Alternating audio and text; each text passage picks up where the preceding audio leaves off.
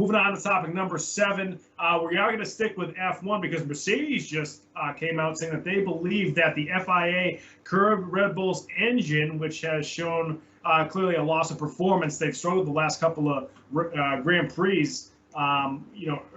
late in July and early in August. So, Brendan, what do you think about Mercedes coming out and saying that they think that the FIA came down on Red Bull and their engine? Well, I got to give credit to the story to F1 Planet. So F1 Planet, great job covering this story and saying that, hey, Mercedes is kind of coming out. And hey, this hasn't been confirmed because the FIA doesn't want to confirm anything like this. And they don't want to have a press release basically saying that maybe we found something illegal or outside of the bounds with the Honda engine in the Red Bull. And let's go back to 2019, the Ferrari debacle, when Ferrari had their engine turned up. And it was basically an illegal engine that they used all year long. And guess what? There was an FIA investigation, but we never got to see what the outcome of that investigation was. And that's what people are so mad about, being like, wait a minute, you guys are going to investigate it, but then you're not going to tell us what the outcome of that investigation is. You're just going to basically fine Ferrari. And that's what they did in 2019. People even still to this day want answers from that investigation. They haven't gotten them. I think this is going to be another similar situation where Red Bull's Honda engine, and the rumor has it is that they're doing something with their energy recovery system, otherwise known as the ERS system, which, hey, these are some of the best hybrid engines in the world in these F1 cars. So not only does it run on a combustion engine, it also has a battery that boosts the horsepower. So they're thinking that somehow Honda is figuring out either how to recover more energy faster than other teams or how to deploy their energy in a way that other teams are not doing. And potentially that's why they had so much pace in that car the first half of the season. And if you look at the last 2 Grand Prix, at least the last 2 Grand Prix, they've lost some speed. They've lost some top end pace. They've lost some straight line speed.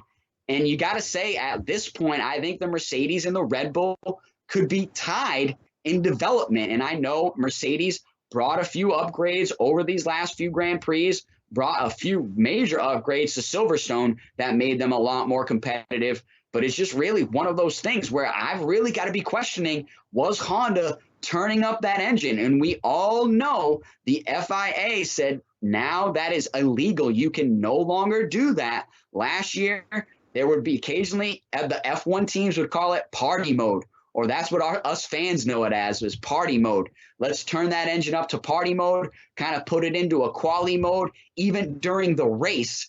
And that gives us extra horsepower, and we're gaining slipstream, and we're overtaking. And guess what? We're the fastest car on track. F1 said no longer can teams be turning their engine up into party mode, but it might be the case that Red Bull got caught with their hand in the cookie jar, hitting it into, scenario 7, as McLaren would say. But scenario 7 for Lando on that last lap of Austria was him putting it into party mode in 2020. And that got him on the podium. So it's just really one of those things where, yeah, like I said, Red Bull could have got caught with their hand in the cookie jar, putting it in party mode when they're not supposed to be doing that anymore. Yeah, that's very interesting. I'm not sure exactly how they can monitor whether or not that's done. You might be able to shed some more light on that, Brian, if the FIA can really see, if they do turn it into that mode. Sort of on the other side of it, though, it's only been 2 races. Where they've really struggled. Now, if this continues after the summer break, then yeah, I think you can say that that's the case, that the FIA came down on Red Bull and on Honda. But it's only been 2 races. After Silverstone rather, Verstappen was banged up in that one too, and then he comes back, and I know he wasn't seriously injured, but I'm sure he still had to shake some cobwebs loose. I know the cars didn't perform as well, but sometimes you're just thrown off, and Red Bull's riding this high of being with Verstappen being in first place and then being so successful. And then boom, you have this crash, and then kind of all hell breaks loose for Red Bull. They haven't seemed to be able to recover since. And then maybe that's just it. Maybe that's why they've had such a poor performance over the last couple of races. But, you still might be right. So I think we need maybe a little bit more evidence just as far as, more races and to see how their results come about over the next couple of races to really see if this really is the case, if really the FIA did come back down on Red Bull and say, you can't do what you've been doing. This is illegal.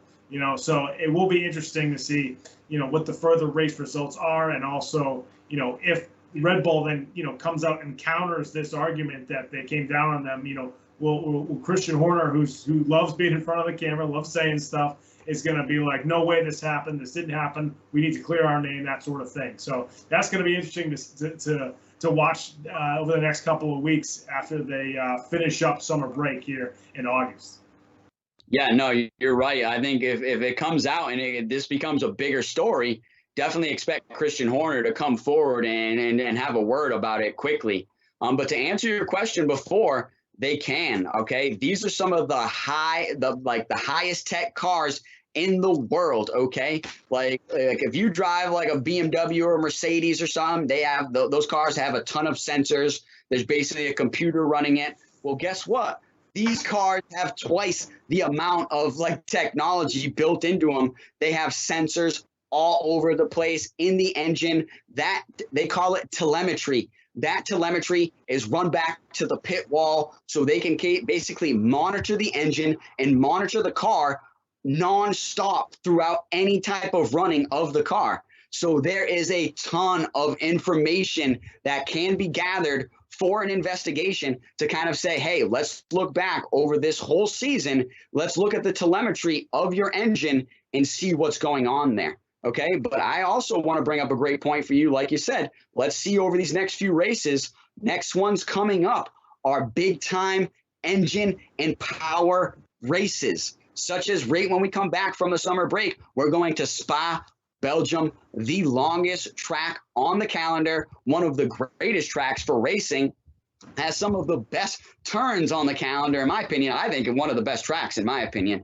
But it is definitely a power and speed track. So if you don't have the top end power, if you don't have the horsepower to rely to there, it will show. And then another track that's coming up, the Mecca of Speed. They don't call it the Mecca of Speed for no reason. The Italian Grand Prix at Monza is going to be another track that will display top end speed. So if Red Bull doesn't have it, we're going to be questioning this engine party mode thing again.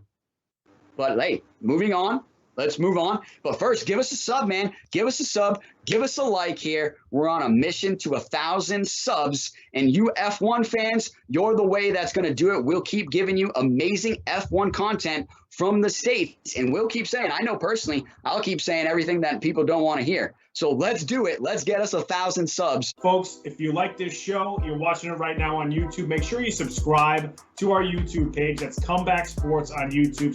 Subscribe to the channel, Comeback Sports. And then all the cut-ups that our awesome producer, Ben Kudo, puts together after the show, that'll all filter to your YouTube channel. You don't have to go search for it. It's just right there in your subscriptions.